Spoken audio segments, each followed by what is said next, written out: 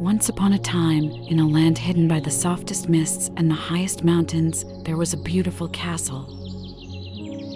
It was a place where songs of joy echoed across the grand halls, where laughter was as common as the daily sunrise, and kindness warmed every corner like a cozy fireplace. This magical place was the home of a royal family, and at its heart was a prince, handsome and full of courage, but also full of deep thoughts. He was searching, you see, not for hidden treasures or mystical creatures, but for a real princess, someone who had a heart full of love and kindness. For years, the prince traveled to distant lands, crossing oceans that sparkled under the sun, trekking through emerald forests, and climbing the steepest peaks that reached the sky. He met many princesses during his journey, but none of them seemed to be a true princess. They were lovely, indeed, but the prince could feel that something was missing. One stormy night, when the prince was home at his castle, a loud knock echoed through the grand entrance.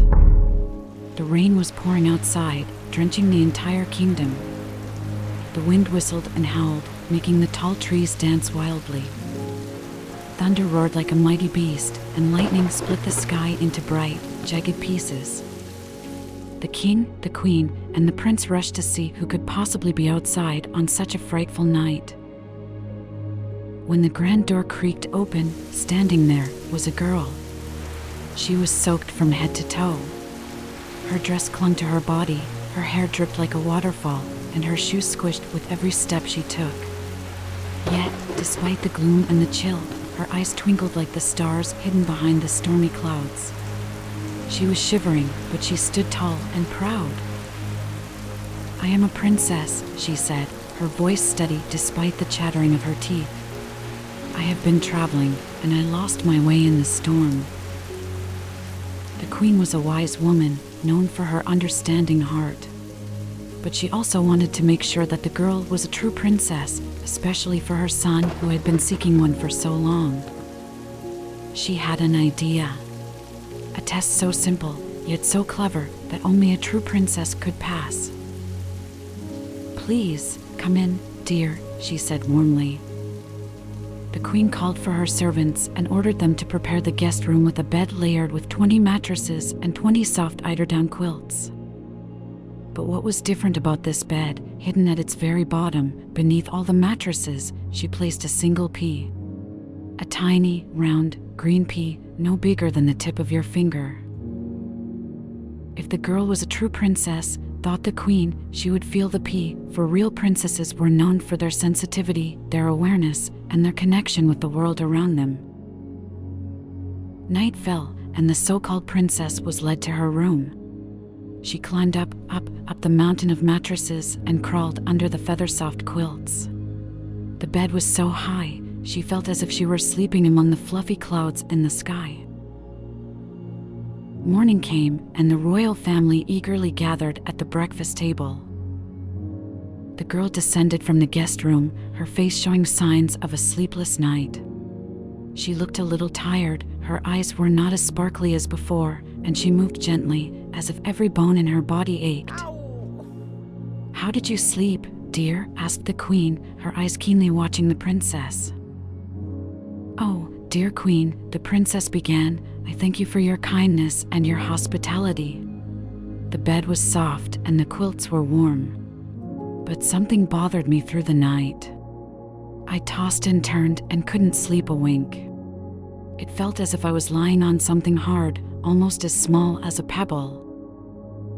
The queen, the king, and the prince listened to her, their eyes widening in surprise and joy.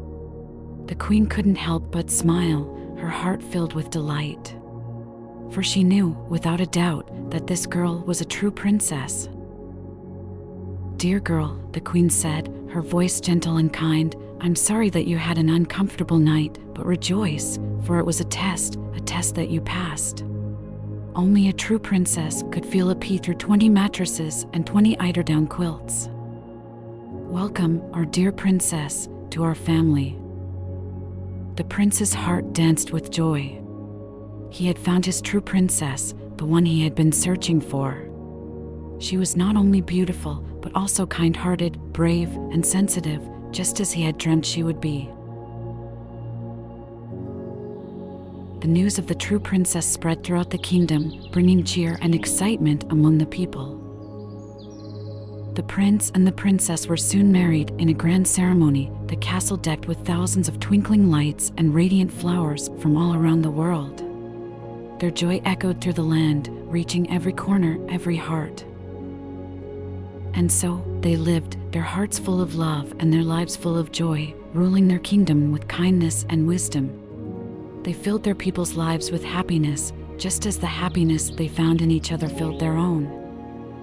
And if you ever find a castle hidden by soft mists and high mountains, and hear a song of joy and laughter echoing across grand halls, know that you have found the castle of the prince, the princess, and the pea. And that, dear child, is the end of our tale. A tale of a prince's quest, a stormy night, a clever queen, and a true princess who could feel a pea through a mountain of mattresses. Good night, little one. May you have sweet dreams of magical lands and grand adventures, and wake up to a beautiful new day.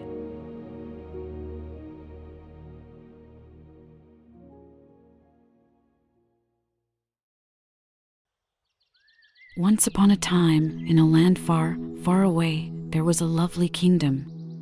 In this kingdom, there was a magnificent castle made of bright stones and surrounded by a peaceful river. It was the home of the kindest king and queen who ruled their land with love and care. They were very happy, but they wished for one thing more than anything else: a child of their own. One sunny day, their dream came true. The queen gave birth to a beautiful baby girl with sparkling eyes and the sweetest smile. The king and queen were overjoyed, and they decided to hold a grand celebration to introduce their little princess to the kingdom. They named her Rose, after the prettiest flower in their royal garden. The whole kingdom was excited, and they all prepared gifts and blessings for the little princess. The castle was filled with laughter, music, and joy as people gathered to celebrate the birth of Rose. Even the fairies from the nearby magical forest were invited to the celebration. There were 12 fairies in total, and each one was given a golden plate and a special spot at the table. But the king and queen had made a mistake. They forgot to invite the 13th fairy, who lived alone in a dark and lonely corner of the forest. She was a very old and grumpy fairy who had not been seen for many years, and the people had forgotten all about her. As the celebration was in full swing, the 12 fairies came forward one by one to bestow their magical gifts on the baby princess. The first fairy granted her beauty, the second gave her grace, the third gave her a lovely voice, and so on. Each fairy presented her with a wonderful quality that would make her life perfect. But suddenly, the castle doors burst open with a loud bang, and the 13th fairy appeared in a cloud of dark smoke. She was angry for being left out and decided to take her revenge on the innocent princess. The 13th fairy looked at the baby Rose and waved her crooked wand. "I curse you, Princess Rose," she shouted, her voice filled with anger. "On your 16th birthday, you shall prick your finger on a spinning wheel's spindle and die." With those words, she disappeared into the shadows, leaving everyone in the room shocked and frightened. The king and queen were heartbroken, fearing the terrible fate that awaited their beloved daughter. But then, the 12th fairy, who had not yet given her gift, stepped forward. She was wise and gentle, and she wanted to do her best to help the poor princess. She could not undo the curse entirely, but she could soften it. "I cannot break the curse completely," the 12th fairy said softly, "but I can change it. Instead of dying, dear Rose will fall into a deep sleep, a sleep that will last 100 years. And after those 100 years, a brave and loving prince will come and wake her up with a kiss." The king and queen were grateful for the 12th fairy's kindness, but they wanted to make sure that their daughter would never come across a spinning wheel. So they ordered all the spinning wheels in the kingdom to be found and destroyed, hoping to save their precious child from her fate. The years went by, and Princess Rose grew up to be as beautiful, kind, and loving as the fairies had promised. Everyone in the kingdom adored her, and her parents loved her more than anything else in the world. Finally, her 16th birthday arrived. The kingdom was filled with happiness and excitement, but the king and queen were still worried about the curse. They made sure that every spinning wheel had been destroyed and that there was no trace of them left in the entire kingdom. However, unknown to them, there was one last spinning wheel hidden in a dusty attic in the highest tower of the castle. It had been forgotten for many years and was covered in cobwebs. On her 16th birthday, Princess Rose was exploring the castle as she loved to do. She climbed up the winding stairs and found herself in the old, dusty attic. There, she saw the mysterious spinning wheel with its shining spindle. Curiosity took over, and she reached out to touch the spindle, not knowing the danger it posed. As soon as her finger touched the sharp point, she felt a sharp pain, and the curse came true. Princess Rose fell into a deep, deep sleep right there in the attic. The 12th fairy, who had been watching over the princess from afar, felt her heart break when the curse took effect. She knew that the king, queen, and all the people in the kingdom would be devastated to find their beloved princess asleep for 100 years. So the fairy decided to cast another spell. She waved her wand and made everyone in the castle fall asleep as well, so they would not have to live through the 100 years without their princess. The entire castle, including the king and queen, fell into a deep slumber, and the kingdom became quiet and still. As the years went by, the enchanted forest surrounding the castle grew thick and dense, hiding the once magnificent home from the outside world. 100 years passed, and the story of the Sleeping Beauty became a legend that was told in whispers throughout the land. One day, a young prince from a neighboring kingdom heard the story of the beautiful princess sleeping in the hidden castle. He was brave and kind-hearted, and he decided that he would find the castle and wake the princess with a kiss. The prince traveled through the thick forest, fighting his way through the thorny vines and brambles that covered the ground. Finally, he reached the edge of the forest, and there, hidden by the trees, was the forgotten castle. He entered the castle, finding everyone inside fast asleep. He made his way to the tower where Princess Rose lay, still as beautiful as ever, even after 100 years. Her cheeks were rosy, and her hair had grown long, spreading around her like a golden river. The prince leaned in and gently kissed her on the lips. As soon as he did, the spell was broken, and the princess opened her eyes, awakening from her century-long slumber. The moment she woke up, everyone else in the castle awoke too, including the king and queen, who were overjoyed to see their daughter safe and sound. The enchanted forest surrounding the castle slowly began to shrink, making way for sunshine and life. The entire kingdom rejoiced as the story of the Sleeping Beauty and her brave prince spread far and wide. Soon after, the prince asked for Princess Rose's hand in marriage. She happily agreed, knowing that he was the one who had saved her from the terrible curse. They had a grand wedding, and the people of the kingdom celebrated the love between the prince and Princess Rose. The prince and princess ruled the kingdom with kindness and love, just as her parents had done before them. They had many happy adventures together, and their love for each other grew stronger every day. From that day on, the story of Sleeping Beauty was told and retold for generations to come. It became a tale of true love, bravery, and the magic of a single kiss, teaching everyone that even in the darkest of times, love and goodness can always triumph in the end. And that, dear child, is the end of our tale. Good night, little one.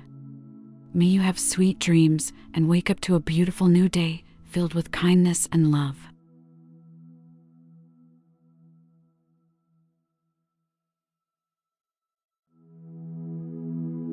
Once upon a time, in the grand palace of the Romanovs in St. Petersburg, the air was thick with joy and laughter. A royal ball was in full swing, and the grandeur was unlike anything ever seen. Glistening chandeliers adorned the ceilings, while nobles and royals waltzed gracefully across the marble floors. The heart of the celebration was the Romanov family, presided over by Tsar Nicholas II, but the true star was the young Grand Duchess Anastasia. With her flaming red hair and eyes that sparkled like the night sky, she enchanted everyone who crossed her path. Anastasia, my precious one, come dance with your papa. Tsar Nicholas beckoned as he extended his hand towards her. The young princess, just 8 years old, giggled as she was twirled around the dance floor by her father. Papa, you dance like a bear. She laughed, her voice full of innocent mirth. A bear, you say? Well, you dance like a butterfly, my dearest. The Tsar replied, his eyes filled with warmth and love. Just then, the door to the grand ballroom burst open with a loud creak, and a dark figure entered. Rasputin, the monk who had once been a close advisor to the Romanovs but had turned against them. His eyes were pools of malice, and his presence sent a shiver down everyone's spine. Romanovs, your reign of prosperity ends tonight. Rasputin declared, holding up a reliquary infused with dark magic. Before anyone could react, Rasputin unleashed the dark magic upon the Romanovs. Thunder and lightning erupted, shaking the palace to its very core. Yet, in that moment of chaos, Anastasia's grandmother, the Dowager Empress Marie, grabbed her hand and pulled her away. Using a secret family locket, Marie opened a hidden passage leading out of the palace. Run, Anastasia, run, and never look back. Marie urged as she gave Anastasia the locket. This locket will guide you back to us. Keep it close to your heart. Anastasia, tears streaming down her face, nodded and ran through the secret passage just as the door closed behind her. Unbeknownst to her, Rasputin's curse didn't just aim to end the Romanovs, it shattered the Russia they knew, plunging it into years of sorrow and strife. 10 years passed like a wistful sigh. Russia was no longer the same, it was now a place of hardships and despair. Anastasia, who had narrowly escaped Rasputin's curse, had lost her memory due to the trauma of that night. She was now Anya, an orphan with no recollection of her past, living in a rundown orphanage. On her 18th birthday, Anya was given a tattered bag of belongings, the only remnants of her unknown past. Among them, she found a locket with the inscription, "Together in Paris." Together in Paris? She whispered to herself, feeling an inexplicable connection to the words. Maybe that's where I'll find my family. Anya was determined to go to Paris, but she had no money, no papers, and the new Russian government had closed its borders. Her only chance was to find Dmitri and Vladimir, two con men rumored to help people cross the border for a price. After days of searching, Anya finally found Dmitri and Vladimir in an abandoned palace, which she later learned was the Romanovs' palace. Dmitri, a young man with a devil-may-care attitude, and Vladimir, a rotund fellow with a heart of gold, were planning their biggest scheme yet, finding a girl to pose as the lost Grand Duchess Anastasia to claim the reward money from the Dowager Empress Marie in Paris.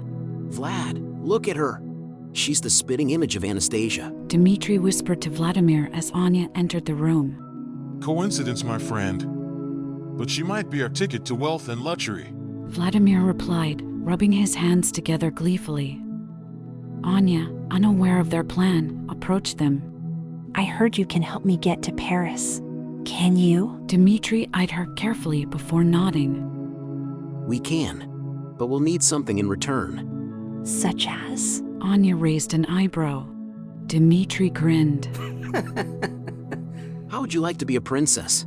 With a glimmer of hope and a sprinkle of trepidation, Anya agreed to Dmitri and Vladimir's proposition. They began grooming her to act as the Grand Duchess Anastasia. Anya found herself submerged in lessons of etiquette, royal history, and even the art of dancing, much to Dmitri's annoyance. Dmitri, why must we dance? Isn't knowing my family history enough? Anya questioned as she stepped on Dmitri's foot yet again. Ouch. Trust me, the Dowager Empress would sooner dance with a pig than accept an imposter who can't waltz. Dmitri retorted, rubbing his sore foot.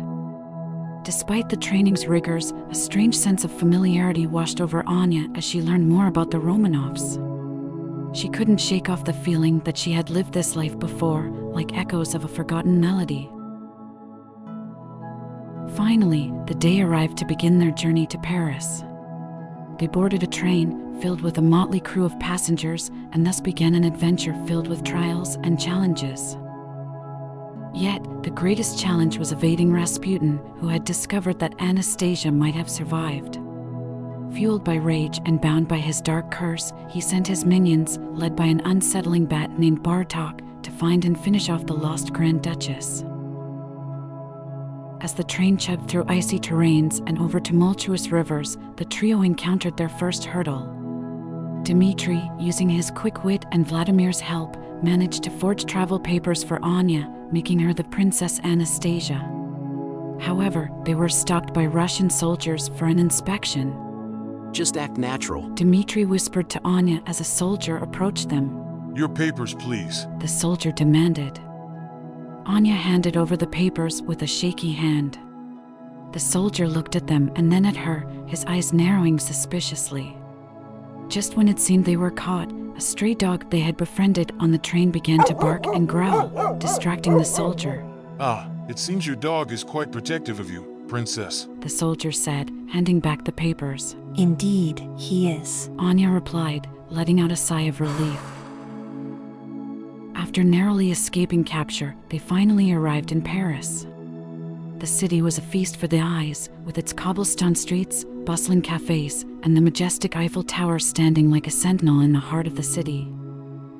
Yet, despite the beauty surrounding her, Anya felt a heaviness in her heart. She was so close to finding her family, or so she thought, but the looming meeting with the Dowager Empress Marie filled her with dread. Dmitri sensed her unease and, hoping to lift her spirits, took her to a grand Parisian ballroom where they could practice one last dance before meeting the Dowager Empress. As the music began, something magical happened. The dance was no longer a set of choreographed steps, it became an expression of unspoken feelings, a dialogue without words. For a brief moment, Dmitri and Anya forgot their respective roles in this elaborate ruse. They were just a man and a woman lost in the beauty of the dance. Anya felt a sense of déjà vu as they twirled around the dance floor. Her eyes met Dmitri's, and she whispered, Have we met before?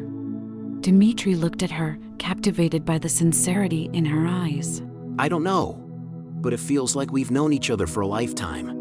Just then, a courier burst into the ballroom, breathless and flushed. The Dowager Empress will see you now, he announced.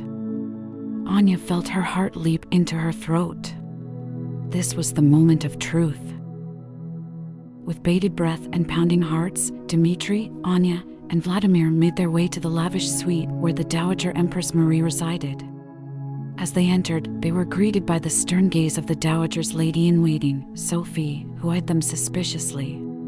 Her Imperial Highness has been waiting, Sophie declared, guiding them into a room adorned with portraits of the Romanov family, faces that Anya strangely felt she knew. Finally, they were ushered into the presence of the Dowager Empress Marie.